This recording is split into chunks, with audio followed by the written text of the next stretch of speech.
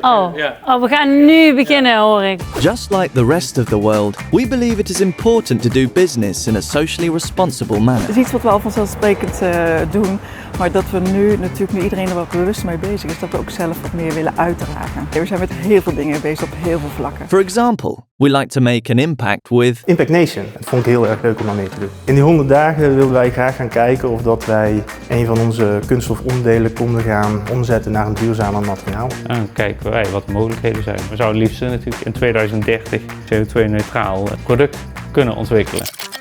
But we're also making sure our packaging is plastic free. Ja, nee, super blij mee. 95% plasticvrije verpakking. Hier zijn denk ik zo ongeveer 3 ontwerpen aan vooraf gegaan. Well, that saves an average of 4 blocks of styrofoam per box. Each block of styrofoam is equivalent to around 22,698 little styrofoam balls. So this saves us 298,684,986,852 little styrofoam balls per year, give or take. And furthermore, Hier kun je wel mee aankomen, zeker weten. Ja. we drive 100% electric cars. Well, not exactly 100%.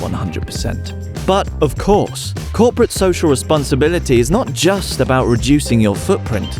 It's also respect voor elkaar hebben, geen discriminatie op de werkvloer, goede arbeidsomstandigheden, de juiste grondstoffen gebruiken en daar een ethisch beleid op hanteren. Bottom line moet je wel het gevoel hebben dat mensen zich thuis voelen, zich op gemak voelen en ook de taken kunnen doen die ze uiteindelijk moeten volbrengen. Je kunt wel tevreden zijn, maar er is altijd een mens voor morgen, denk ik. Zo dragen ook wij ons steentje bij aan een sustainable world. Stap voor stap, dag na dag, beetje bij beetje. For tomorrow. Ik zie allemaal knikjes aan het einde. Dus. Vogels for tomorrow.